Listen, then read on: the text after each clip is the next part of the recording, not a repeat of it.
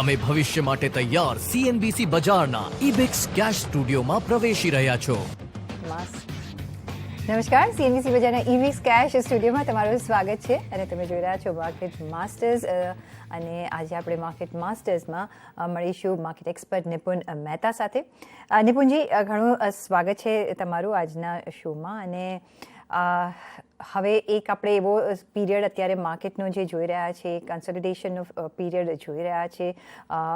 એક કઈ નીતિથી હવે આગળ ચાલવાનું રહેશે અને હવે નિફ્ટી બેંકના લેવલ્સ કેટલા ધ્યાનમાં અને કઈ રીતના ધ્યાનમાં રાખીને આગળ ચાલવાનું રહેશે, તમે કઈ રીતે પહેલાં તો ગાઈડ કરશો?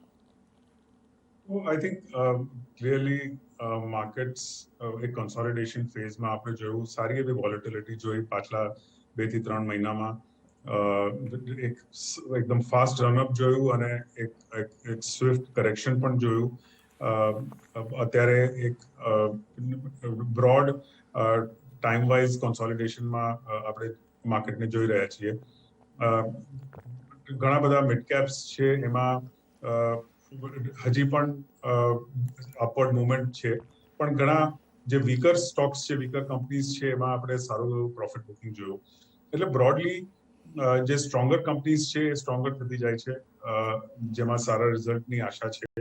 અને જે વીકર કંપનીઝ છે, ઘણી ફાસ્ટ ચડી ગયેલી, જેમાં ફંડામેન્ટલ્સનો સપોર્ટ નહોતો, રિઝલ્ટ્સનો સપોર્ટ નહોતો, પ્રોફિટેબિલિટી નહોતી, ગ્રોથ નહોતો, એ બધી કંપનીઝ જે માર્કેટના બુલ રેલીમાં ચડી ગઈ હતી, એમાં આપણે સારું પ્રોફિટ બુકિંગ જોયું છે. એટલે બ્રોડલી એક કોન્સોલિડેશન ફેઝમાં માર્કેટ છે. એમાં ઘણા બધા સેક્ટર્સમાં અત્યારે કોન્સોલિડેશન થઈ રહ્યું છે. ઘણામાં same way as individual companies fast run up થઈ ગયેલું, એમાં પ્રોફિટ બુકિંગ આપણે જોયું.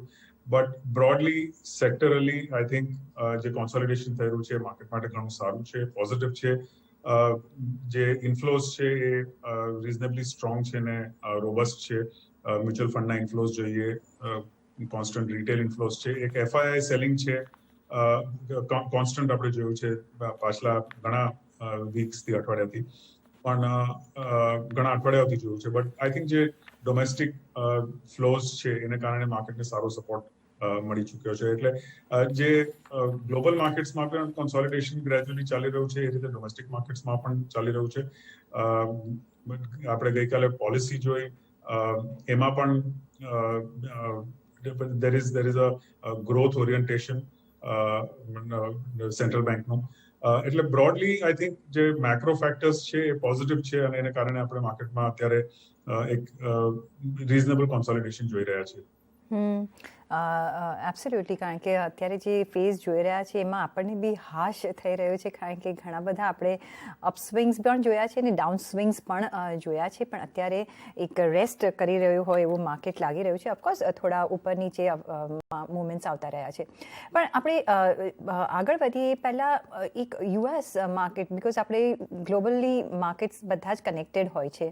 US માર્કેટ્સમાં આપણે જોયું છે કે અત્યારે inflation rate at is highest peak, અને જે આપણને ખબર પડશે કારણ કે જે રીતે એમના ડેટાઝ આજે આવશે ઇન્ફ્લેશનના, અને સાથે જ ફેડની જે ટેપર કરવાની છે નીતિ, એ પણ આપણને ખબર પડશે, કદાચ જલ્દીથી કરશે.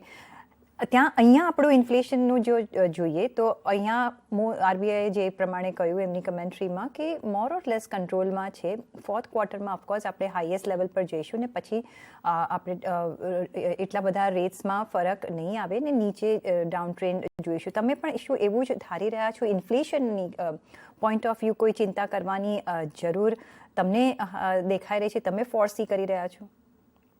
આઈ થિંક આરબીઆઈએ જે લિક્વિડિટી કંટ્રોલ કર્યો છે અને જેને કારણે ઇન્ફ્લેશન કદાચ હજી વધારે વધી શકતું હતું, એ ઘણો સારો કંટ્રોલ કર્યો છે. એટલે ઓબ્વિયસલી એનો બેનિફિટ મળ્યો છે ઓવરઓલ ઇકોનોમીને. ઇન્ફ્લેશન જે એકચ્યુઅલી ઘણું વધારે થઈ શકતું હતું એ આપણે રીઝનેબલ કંટ્રોલમાં જોયું છે. ઓન અ લોઅર બેઝ જે બી ઇન્ફ્લેશન આપણે એટલા માટે જ આરબીઆઈએ વાત એમ કરી છે કે આ છેલ્લું ક્વાર્ટર છે જેમાં ઘણું હાયર ઇન્ફ્લેશન જોઈશું, કારણ કે લોઅર બેઝ ઉપર આપણે પાછલા વર્ષે રિઝનેબલી લો ઇન્ફ્લેશન હતું ત્યારે, એટલે અત્યારે હાઈ દેખાય છે. બટ બ્રોડલી આઈ થિંક ઇન્ફ્લેશનના કન્સર્ન્સ કંટ્રોલમાં, લિક્વિડિટી કંટ્રોલને કારણે ડેફિનેટલી થશે.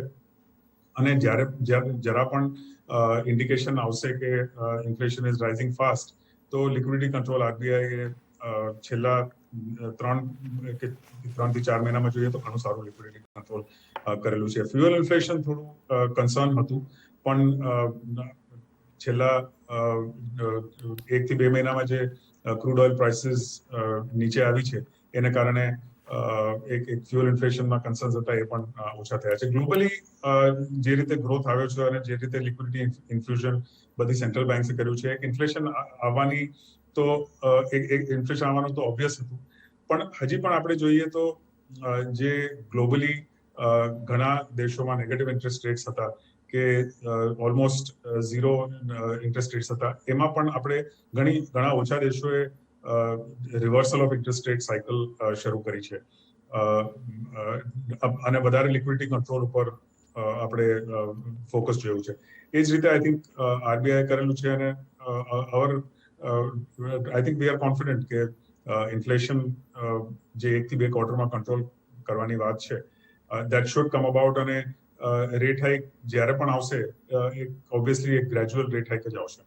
જી, સાથે તમે કહ્યું કે અત્યારે ઓફકોર્સ આપણું માર્કેટ કન્સોલિડેશનમાં છે, ઘણા બધા જે સારી કંપનીઝ છે એનું આઉટ પરફોર્મન્સ વધતું રહ્યું છે અને આગળ જતાં બી વધશે, કારણ કે 3rd ક્વાર્ટરના રિઝલ્ટ્સ પણ આવશે ને એક મેઇન ઇન્ડિકેશન હોતું હોય છે એક કંપની માટે કે દિશા માટે. આગળ જતાં તમને કયા એવા સેક્ટર્સ લાગે છે કે જે વધારે બેટર પરફોર્મન્સ દેખાડી શકે છે? કયા સેક્ટર્સ એવા છે કે જ્યાં પ્રોફિટ બુક કરી લેવો જોઈએ અને કયા સેક્ટર્સ એવા છે કે જેના પર અત્યારે આપણે બહુ ધ્યાન ન આપવું જોઈએ?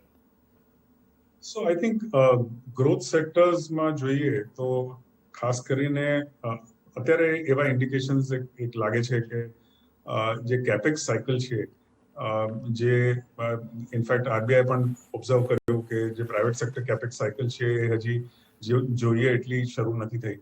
પણ જો બ્રોડ ઇન્ડિકેશન્સ આપણે જોઈએ કે જે રીતે કંપનીઝનો ગ્રોથ થયો છે, કેપેસિટી યુટિલાઇઝેશન સારું છે, એને કારણે અને ઓર્ડર્સની વિઝિબિલિટી છે, એને કારણે આઈ થિંક આપણે gradual private sector capex cycle આગલા થોડા ક્વાર્ટર્સમાં જોઈશું. And that should push the capital goods sector quite a bit. એટલે પ્રોબેબલી જો આગલા 1 કે 2 વર્ષ માટે એક્સપેક્ટ કરવું હોય કે કયા સેક્ટર્સમાં એક ફાસ્ટર ગ્રોથ આવી શકે, અવર સેન્સ ઇઝ કે કેપિટલ ગુડ્સ સેક્ટરમાં એક ગ્રોથ આવી શકે છે. અને એને કારણે એના જો કેપિટલ ગુડ્સ, જો કેપેક્સનો ગ્રોથ આવે તો ક્લિયરલી બેન્કિંગને એનો ફાયદો મળવો જોઈએ, ક્રેડિટ ગ્રોથ વધવો જોઈએ. ક્રેડિટ ગ્રોથ વધવાની આશા ઘણા સમયથી છે, પણ આપણે જેટલો જો 12 થી 13 વર્ષ પહેલા જોઈએ, 2007-2008માં જેટલો ક્રેડિટ ગ્રોથ હતો એટલો આપણે we are nowhere close to it. ઘણો ઓછો એની કમ્પેરિઝનમાં ક્રેડિટ ગ્રોથ પાછલા 10 થી 12 વર્ષમાં આપણે જોયો છે. એટલે એક આશા એમ છે કે જો પ્રાઇવેટ સેક્ટર કેપેક્સ સાયકલ ચાલશે તો સાથે સાથે ક્રેડિટ ગ્રોથમાં પણ બેંકોને ઘણો બેનિફિટ મળશે. અને જે કોર્પોરેટ ફેસિંગ બેંક્સ પર્ટિક્યુલરલી છે એને ઘણો બેનિફિટ મળશે. સાથે સાથે to a similar extent retail facing banks છે એને પણ એટલો ફાયદો થઈ શકશે. So our sensex sectors probably જેમાં એક rerating on the one side થઈ શકે છે, or there could be at least better growth, faster growth would definitely be capital goods and banking to an extent. સાથે સાથે ઓબ્વિયસલી આઈટી સેક્ટરમાં આપણે consistent growth જોયો છે અને દેટ ઇઝ વન સેક્ટર જેમાં ઇન સર્ટન કેસીસ વેલ્યુએશન્સ કાફી rich થઈ ગયા છે, પણ એટલીસ્ટ એ એક સેક્ટર છે જેમાં there is very limited uncertainty in terms of growth, in terms of profitability. અને આગળ જઈને પણ મોટી કંપનીઝમાં પણ 10 થી 15% ગ્રોથ આપણે જોવાની ઘણી સારી શક્યતા છે. So IT is another space જેમાં વી વુડ બી પોઝિટિવ. તો to a limited extent I think મેટલ્સમાં પણ હજી મેટલ્સમાં આપણે ગ્રેજ્યુઅલ પ્રોફિટ બુકિંગ જોયું છે, ઓવરઓલ વેલ્યુએશન નીચે આવ્યા છે, પણ જે ગ્લોબલ ડિમાન્ડ સપ્લાય સિચ્યુએશન છે કે જે ચાઇના પ્રોડક્શન કટ્સ જે છે એને કારણે જે ઓવરઓલ બેનિફિટ ડોમેસ્ટિક કંપનીઝને મળ્યો છે કે exports at the same time ઘણા સારા છે એનો બેનિફિટ મળ્યો છે, એના વેલ્યુએશન્સ હજી રિફ્લેક્ટ નથી થતા મેટલ કંપનીઝના સ્ટોક પ્રાઇસીસમાં. એટલે our sense is probably metals could do reasonably well કારણ કે પ્રોફિટેબિલિટી જળવાઈ રહે એવી શક્યતા લાગે છે. તો at least these are some sectors જેમાં પોઝિટિવ વ્યૂ હજી પણ આગળ જઈને બની રહ્યું છે, and one should continue to invest in them or one should hold your positions. સાથે જે બીજું એક સેક્ટર સ્પેશિયલી મારે ડિસ્કસ કરવું હતું એ છે reality sector.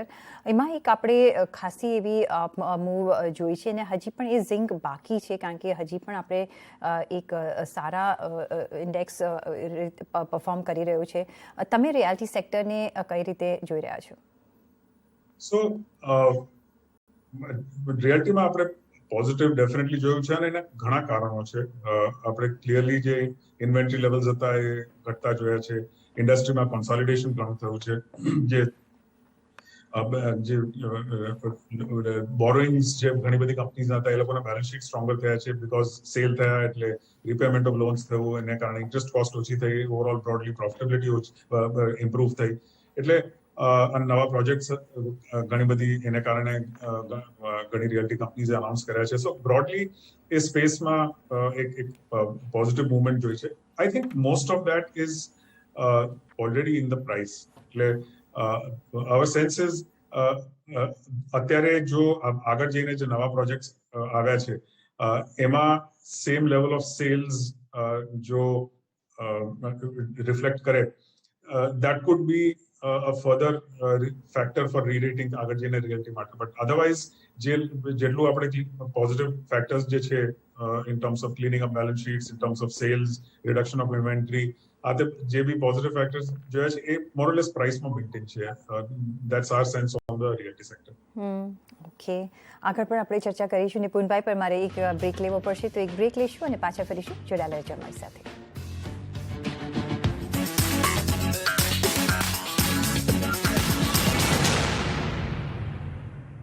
One of the largest Indian footwear specialty retailers and among the aspirational Indian brands in the footwear and related accessories category, Metro Brands Limited now makes a public issue of equity shares of face value ₹5 each for cash at a premium. The 100% book built offer being offered in a price band of ₹485 to ₹500 per equity share opens on December 10th and closes on December 14th, 2021. For risk factors and more details, refer to the red herring prospectus. तो ये structure कितने दिनों में तैयार हो जाएगा? 100 days max. आपकी चाय. So fast? Yes mister Singhania, इतना ही फास्ट आपका स्ट्रक्चर भी तैयार हो जाएगा. सर आप चाय पीजिए. APL Apollo Column, India's first plug and play hollow steel section pipe, जिससे हर स्ट्रक्चर बने तेजी से, मजबूती से.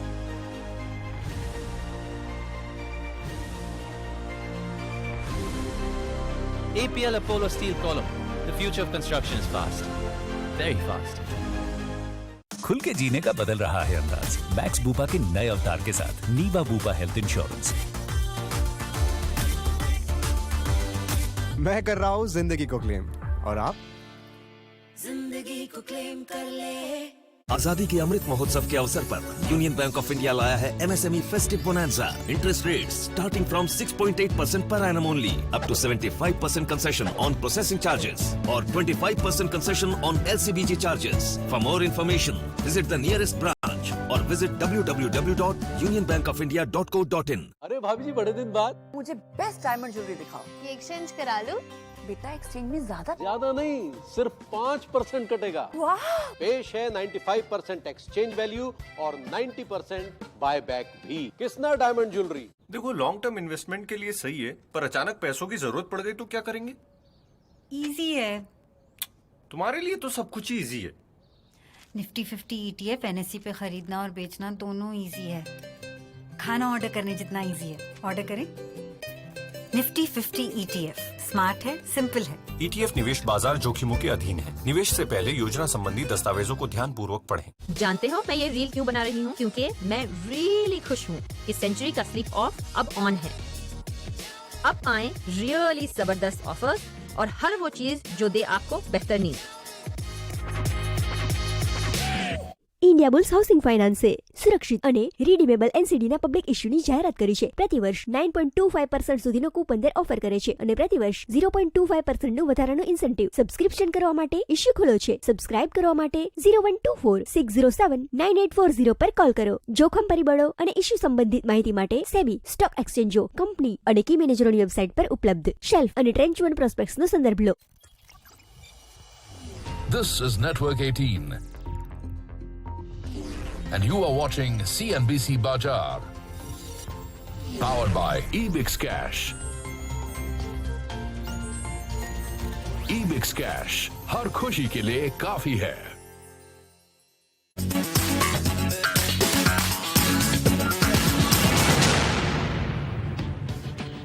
બ્રેક બાદ આપનું ફરી એક વખત સ્વાગત છે અને આપણે હજી માસ્ટર્સમાં માર્કેટ એક્સપર્ટ નિપુણ મહેતા સાથે વાતચીત કરી રહ્યા છે. નિપુણભાઈ, જે બીજા બે સેક્ટર્સ છે એ હું ખાસ મેન્શન કરવા માંગીશ અને એ છે ટેલિકોમ સેક્ટર અને પાવર સેક્ટર.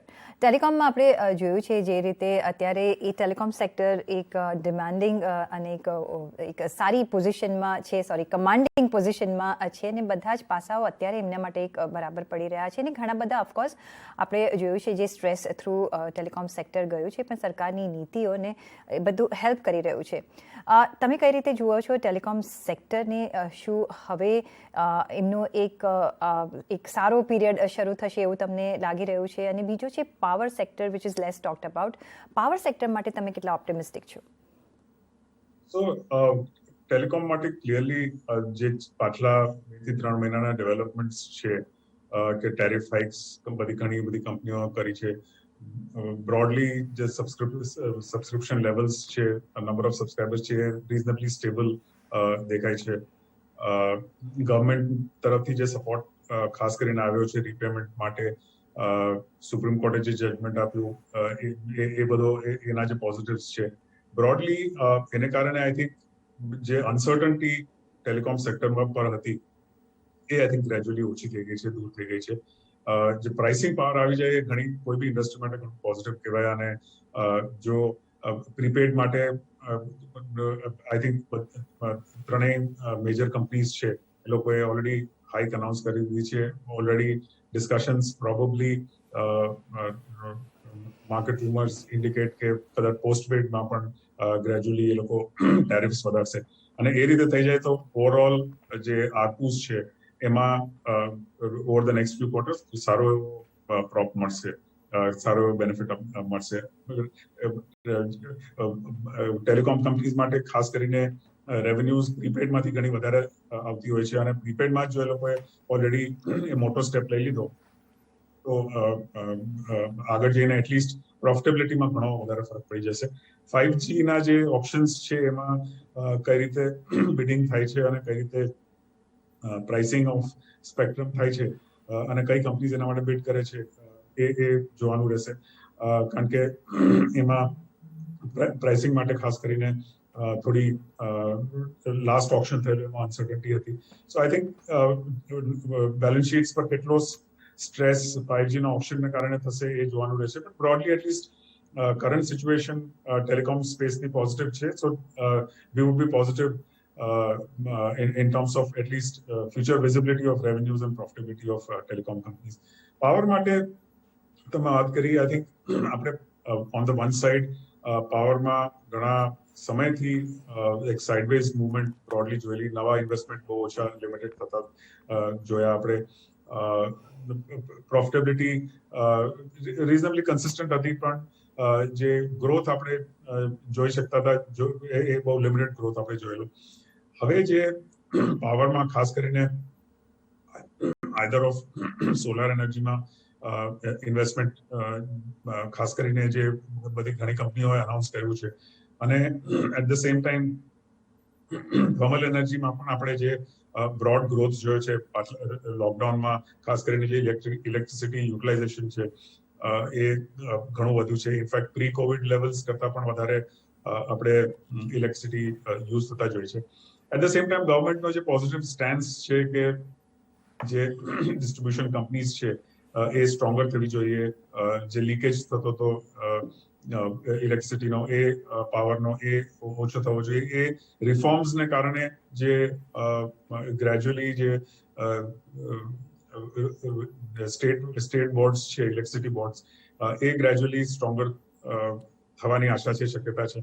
પણ we would think power space now આગળ જઈને શોઝ લોટ મોર પ્રોમિસ દેન જે આપણે મે બી થોડા વર્ષો પહેલા જોયું. જેટલું ઇન્વેસ્ટમેન્ટ આપણે પાવર સેક્ટરમાં અનાઉન્સ થતું જોયું છે પાછલા 6 મહિનામાં, એ પ્રોબેબલી પાછલા 15 વર્ષમાં નથી થયું. એટલે એ ફર્ધર રેકોર્ડ છે અને that will also bring down costs for not just power generation but also for the end user. So power space માટે we are positive, અને ખાસ કરીને જો power space માં overall benefit થાય તો power companies ની ancillary units જે બી ઘણા બધા હોય છે, ટ્રાન્સફોર્મર્સ હોય છે, lot of ancillary businesses within power જેને પણ સાથે સાથે ઘણો બેનિફિટ મળવો જોઈએ અને આગળ જઈને મળી શકે એવી આશા છે. So I think both telecom and power we are reasonably positive. તમને શું લાગે છે કે ઓટોમોબાઈલ સેક્ટર હજી કેટલું સ્ટ્રેસ થ્રુ એમને જવું પડશે? કારણ કે જે શોર્ટેજીસ છે આપણે માની લઈએ કે એક શોર્ટ લિવ્ડ હશે અને એ તો પૂરું થશે, પ્લસ આગળ જતાં ઇલેક્ટ્રિકલ વ્હીકલ્સ એક આપણું ફ્યુચર છે. ઓટો સેક્ટર માટે તમે શું વ્યૂ રાખી રહ્યા છો? સો બે ચેલેન્જીસ ક્લિયરલી થઈ ગઈ. એક સેમિકન્ડક્ટરની શોર્ટેજ છે અને એ શોર્ટેજમાં ને કારણે ડિલિવરી ડિલેઝ થયા છે, પ્રોડક્શન કટ્સ થયા છે, નવા લોન્ચીસ જેટલા થઈ શકતા હતા અમારા હિસાબે એની કમ્પેરિઝનમાં ઘણા ઓછા થયા છે. એટલે એ બેનિફિટ્સ જે ઓટો કંપનીઝને જે બ્રોડલી મળી શકતા હતા એ આપણે જોયું છે કે એટલો બેનિફિટ નથી મળ્યો અને એ વસ્તુને ઓલમોસ્ટ 2 થી 3 ક્વાર્ટર ઓલરેડી થઈ ગયા છે. આગળ જઈને એટલીસ્ટ આશા ધરાવી શકાય કે આશા કરી શકાય કે 1 થી 2 ક્વાર્ટરમાં એ રિઝોલ્વ થઈ જાય, નોર્મલાઇઝ થઈ જાય. બટ આઈ થિંક જ્યાં સુધી એ નથી થતું એક અનસર્ટનિટી છે. એટ ધ સેમ ટાઈમ ઇવીઝમાં જેટલું ઇન્વેસ્ટમેન્ટ મોસ્ટ કંપનીઝે અનાઉન્સ કર્યું છે કે 2025 સુધી કે 2030 સુધી ઘણા બધા વ્હીકલ્સ ઇવીઝ પર જશે, એ એક મોટી કોમ્પિટિશન થઈ છે. એટલે વી વુડ થિંક ઓટોઝમાં ઓપોર્ચ્યુનિટી જે 2 વર્ષ પહેલા દેખાતી હતી એટલી અત્યારે ગ્રોથ ઓપોર્ચ્યુનિટી થોડી લિમિટેડ દેખાય છે. And we would think to that extent the space is more or less fully priced. એક લાસ્ટ ક્વિક ક્વેશ્ચન નિપુણભાઈ, આપણે જે આઈપીઓ માર્કેટમાં જે સર્જ જોયું છે લાસ્ટ 1 યરમાંથી અને એ હજુ બી ચાલુ છે, તમને શું લાગે છે લિક્વિડિટી ઓરિએન્ટેડ છે કે it's here to stay for a longer run? So historically જ્યારે પણ સ્ટોક માર્કેટ સ્પીક પર હોય, એટ વેરી હાઈ લેવલ્સ હોય, ઇન્વેસ્ટર યુફોરિયા હોય, ત્યારે મેક્સિમમ નંબર ઓફ આઈપીઓઝ આવતા હોય છે. એનું પ્રાઇસિંગ બી ઘણું એગ્રેસિવ થઈ જતું હોય છે અને it is a normal trend in stock markets કે જ્યારે પીક લેવલ પર આઈપીઓઝ આવ્યા હોય એમાં ઘણી બધી કંપનીઓ થોડા સમય સુધી ડિસ્કાઉન્ટમાં બોલતી હોય છે. ખાસ સમજવાની એ જરૂર છે કે ઘણા ખરા આઈપીઓઝ અત્યારે જે આવી રહ્યા છે એમાં ઓફર ફોર સેલ હોય છે, જેમાં કંપનીને કોઈ લાંબો બેનિફિટ નથી હોતો. જે ઇન્વેસ્ટર શેર વેચી રહ્યા છે પોતાના ઇન્સ્ટિટ્યુશન્સ કે પ્રમોટર્સ, એ લોકોના હાથમાં પૈસા જાય છે અને કંપનીના હાથમાં પૈસા ઓછા જાય છે. એટલે જે કેપેસિટી ગ્રોથ થઈ શકે કે એક્વિઝિશન જે ફંડિંગ કરી શકાય એ બહુ લિમિટેડ ફંડિંગ આઈપીઓઝમાંથી થઈ રહ્યું છે. એટલે એ કંપનીઝને સબસિક્વન્ટ ક્વાર્ટર્સમાં બેનિફિટ ઇમિડિયેટલી બને જરૂરી નથી કે મળી શકે. એટલે થોડું ધ્યાન રાખીને આઈપીઓઝમાં ઇન્વેસ્ટ કરવા જેવું છે, both in terms of pricing અને ફંડ્સનું યુટિલાઇઝેશન કઈ રીતે થવાનું છે એ જોવા માટે. એબ્સોલ્યુટલી. તો એક સિલેક્ટિવ હવે આઈપીઓમાં રોકાણ કરવાની તમને સલાહ મળી રહી છે. નિપુણભાઈ, ઘણો આભાર તમારો અમારી સાથે આજે જોડાવા બદલ અને આ બધા જ ઇન્સાઇટ્સ અમારી સાથે શેર કરવા બદલ. અને સાથે જ માર્કેટ માસ્ટર્સમાં અત્યારે બસ આટલું જ, પણ તમે જોડાયેલા રહેજો CNBC 50 સાથે. નમસ્કાર.